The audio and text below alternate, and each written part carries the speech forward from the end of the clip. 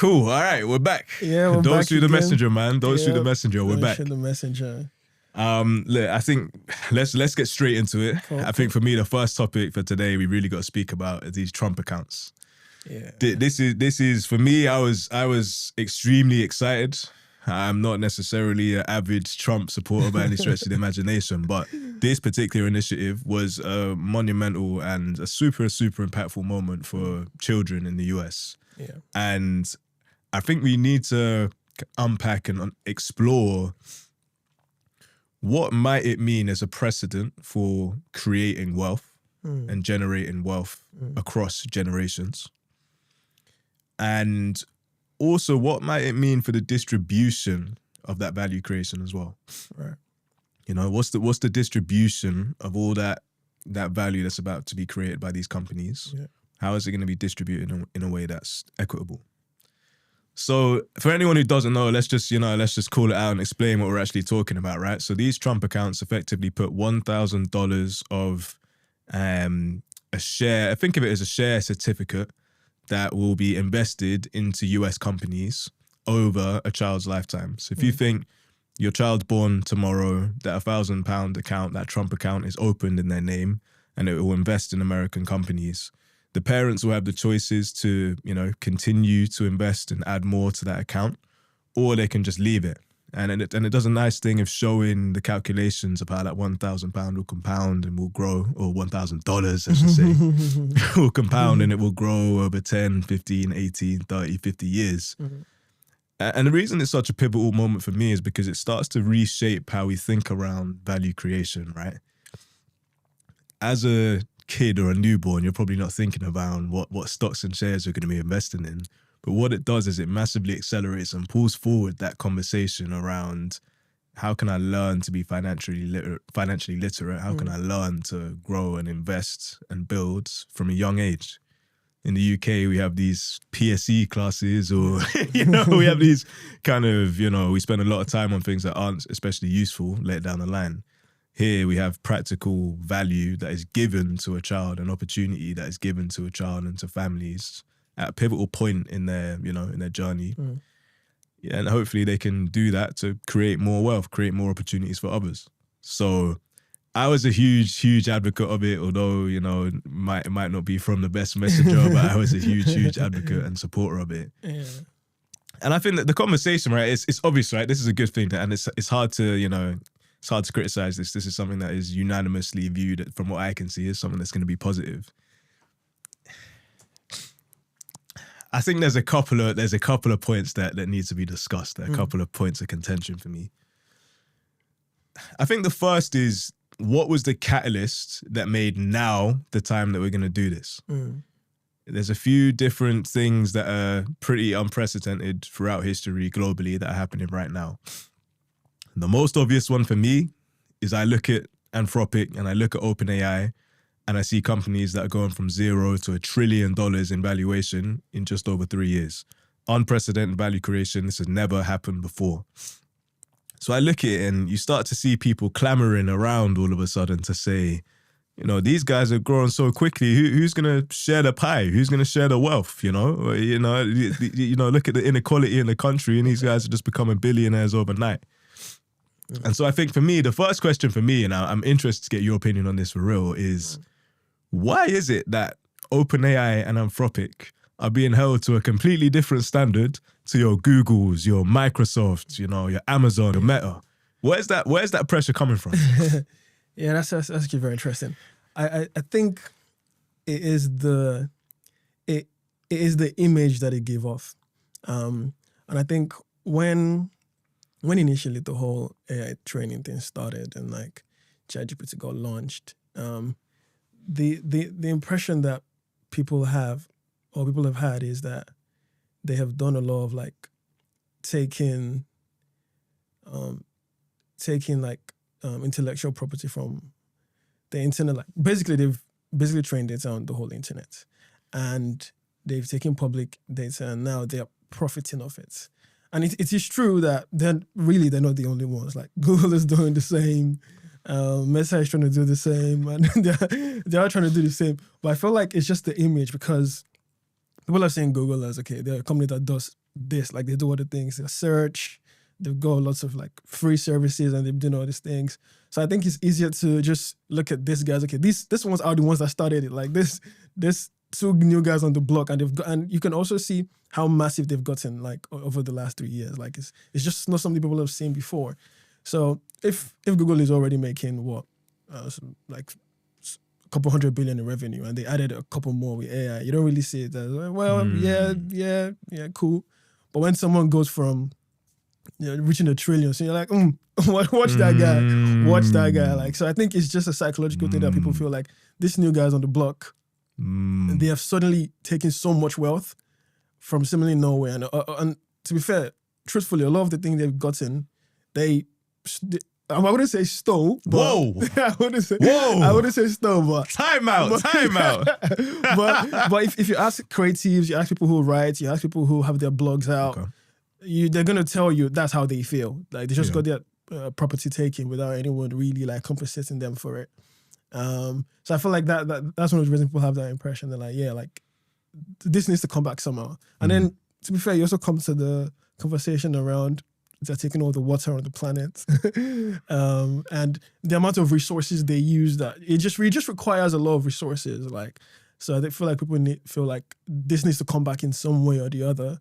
That's what I feel is the reason they might be treated a bit differently. I'm actually going to come back on that water point. I did a little bit of research. Oh, yeah, I did a little bit of research, and it's not quite all as it seems. Let's put it that way. That's interesting. But no, I think you raised a poignant point there. I think when I look at Google or a Meta or an Amazon, I started to just chart their history in a little bit more detail this week. And you think you're looking at a Google, you're taking 20 or so years to get to $1 trillion valuation. Most of that as a public company. Yeah. You're looking at a Meta, it's quicker. So you're looking at kind of 10, 11ish years to get to $1 trillion valuation. Again, a lot of that as a public company where the perception is that the public can invest as retail investors and share some of that growth. I think, again, one of the big differences for Anthropic and OpenAI, aside from the absolutely unprecedented growth rate, so to get to $1 trillion in 3 years, I think it's hard for people to fathom. It's hard to understand and believe. And I think the separate point to that is that a lot of that has been done privately. True. So the public, because they haven't gone public yet, all that value creation has accrued to the founders and their early investors. True. And so there's a feeling that the public is really not getting they're not getting any of this slice or any of this benefit. Yeah, sure. The point around the data collection, again, is this any different to what Google have been doing over the decades? Is it even Meta, arguably even more sensitive information, because you're now looking at people's personal information with Meta. Sure. So Meta to an even greater extent. Yeah. But I guess what you could look at is you could look at the whole Cambridge Analytica situation with Meta, and you could say they had their period of scrutiny on how that data is used as well. So I think a lot of them are effectively looking at it and saying, okay, now it's your turn. You'll see what happens when you get too big for your boots. That's how I see it. They're looking at them and saying, okay, you wanna do this, you wanna be big global trillionaires, you're still gonna have to play by the rules, the young buck. And it brings us on nicely to the concept of the US government taking a stake in OpenAI. So Sam Altman was on over the last couple of weeks talking about how it's likely or possible that the US government will get a 5% stake in OpenAI. And I'm going to be honest, my initial reaction to that is that feels quite anti-American to me. This is supposed to be the king of the free market in the capitalist world.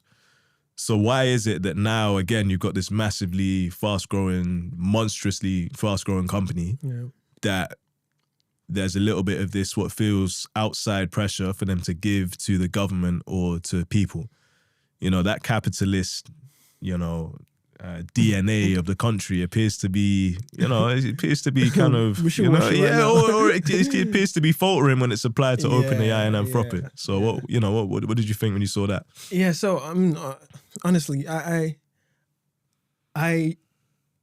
feel like the government has felt like they need to do something about it, and because AI has just been different from any other technological advancement that we've had. It's not just like some cloud service or some spreadsheets or something. This is really like potentially automating almost everything we do or at least that's the goal.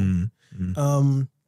And I feel like there's also a lot of security concerns with that. And that's why the government has started to really look into it and say, okay, we need to make sure that you don't control everything.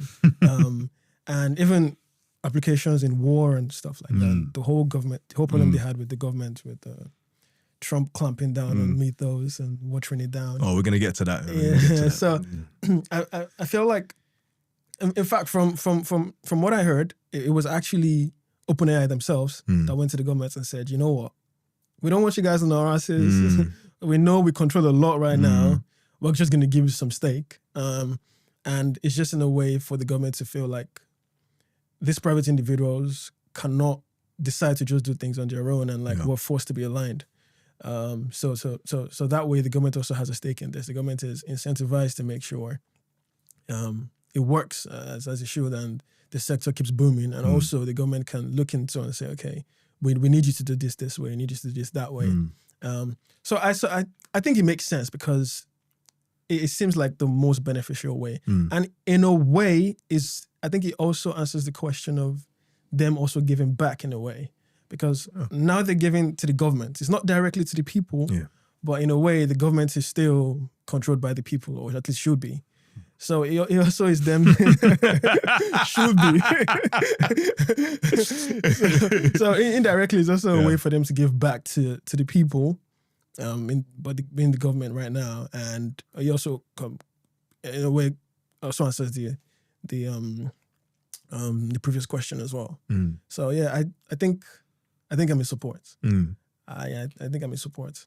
I do. Speaking about the sequence of events of the hyperscalers and the sequence of events that has led to OpenAI potentially or allegedly making this offer to the government. You did raise a good point there around what were some of the prerequisites.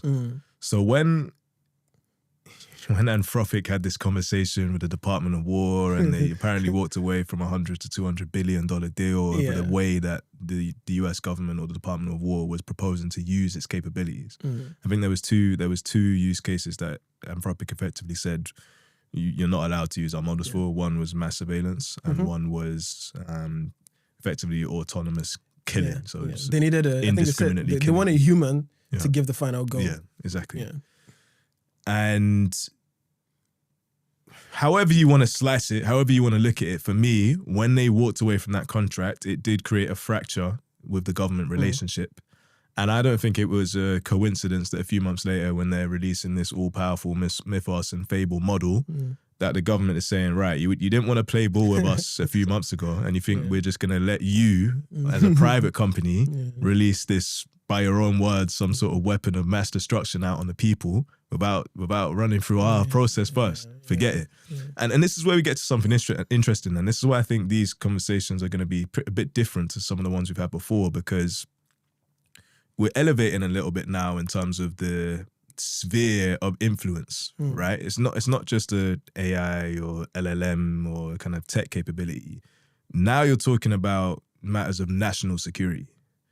So they're looking at what Anthropic can do, and they're saying, this isn't just a chatbot anymore, guys. This is potentially a weapon of mass destruction. So whether you like it or not, you're going to have to go through our regulations if you even want to think about releasing that model to the public and having foreign entities having access to that mododel. So forget it, play ball or it's not happening. And I think they did. I think they brought them back to the table and he said, come here, young man. He said, this is how it's going to go if you want to play by the, house rules. And so, I agree. I think OpenAI saw that whole sequence of events. Apparently, they did go in and get at least a slice of that Department of War contract, by the way. So I think they saw that whole sequence of events and thought, I can't be asked to do all of this. Yeah, and it could actually be a competitive advantage for us versus Anthropic if we have a better relationship with the government. Because if we can establish that and we can bring our models to market quicker. Everyone knows in this frontier model game how fast you bring that new advanced developed capability to market is that's margin and revenue, and it's how quick you grow. It really is. From everything we can see, that's how highly correlated those things are. So if it ended up feeling like a no-brainer, your initial reaction is, this isn't normally what Americans would do. you know, this ain't normally what they would do. But then you look at it again and you think, yeah, maybe it makes sense. Yeah. And to be fair, is as much as I think it's just a lot more obvious now. More recently, there have been more moves like this where the government is saying they want. I think it's just been a lot more with the current administration. But I know they had stake in Intel to make sure Intel didn't crash. They've been doing a lot more supporting the tech industry here and there, and they're trying to really focus on the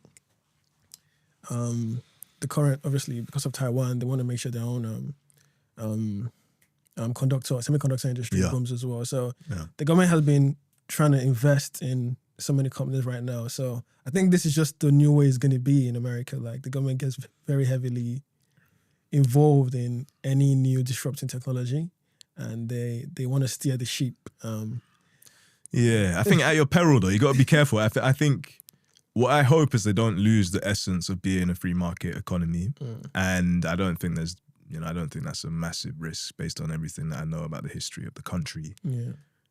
What I'd hope is that we see caps and limits to the amount of equity these governments are going to take in these businesses. 5, potentially even 10% feels sensible to me as a maximum, as a cap. Yeah.